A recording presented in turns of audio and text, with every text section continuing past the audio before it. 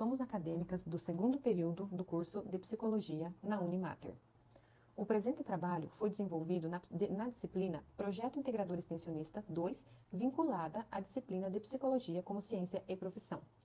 Em nosso vídeo, iremos abordar de maneira introdutória a abordagem da psico-oncologia. A psico-oncologia é uma extensão da psicologia hospitalar. Se deu início no Brasil em 1954 por Matilde Neder, em uma clínica ortopédica e traumatologia em São Paulo, por meio de acompanhamento psicológico em crianças hospitalizadas. Com a implementação da psicologia hospitalar, surgiu a necessidade da implantação na área oncológica, para suprir as necessidades do acompanhamento psicológico ao paciente com câncer e sua família, juntamente com a equipe que o acompanha.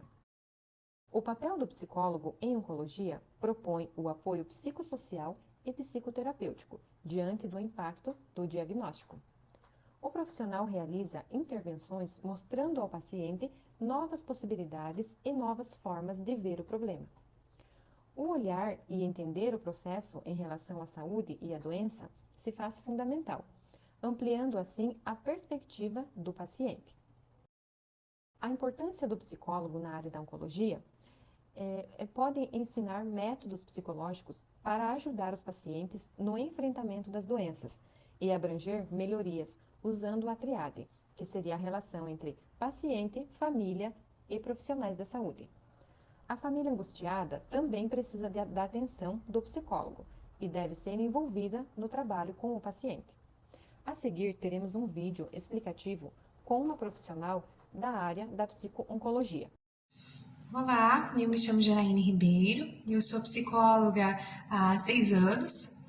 Eu tenho uma pós-graduação em psicoterapia de orientação psicanalítica e em psico-oncologia, que é o assunto que eu fui convidada a falar um pouquinho hoje e responder algumas questões que me foram enviadas. A pergunta é: quais são os principais desafios emocionais enfrentados pelos pacientes com câncer e como a psicologia pode ajudá-los?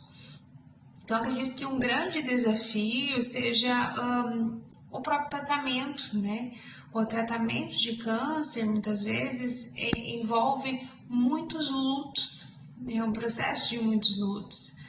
Luto por esse corpo saudável, luto pela autonomia, muitas vezes são tratamentos que deixam o paciente muito debilitado. Luto pela rotina laboral, pela rotina social, que acaba ficando mais de lado, porque nesse momento a maior necessidade é o cuidado físico.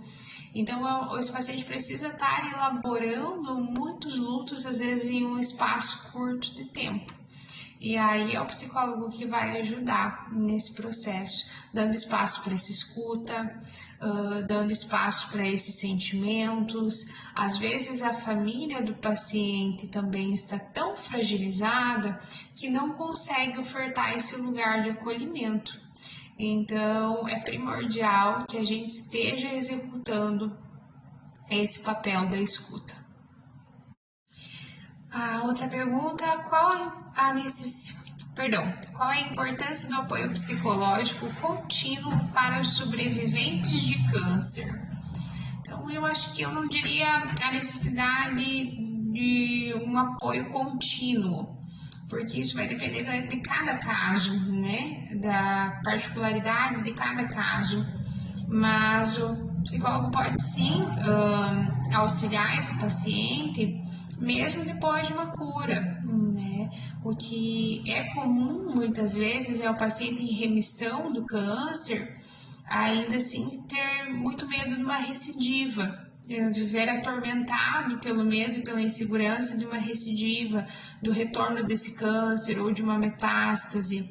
Então, o psicólogo pode sim auxiliar nesse processo de elaboração desses sentimentos, dessas emoções, das vivências, da readaptação, né, numa rotina, agora sem o câncer, na volta para o trabalho, na volta para a vida social, para o contexto, para a reestruturação do contexto familiar, que muitas vezes precisa se modificar todo quando existe uma pessoa da família doente, né? Então a gente pode sim, psicólogo contribui para a estabilidade emocional e encorajamento do paciente para se adaptar à melhor forma de conviver com a nova realidade de vida, a qual acaba por alterar a rotina de vida de todos os envolvidos, sejam eles familiares, cuidadores, entre outros. Por isso, é importante trabalhar as novas necessidades de adaptação, até mesmo com relação à rotina de visitas, e todas as iniciativas devem visar a qualidade de vida deste paciente.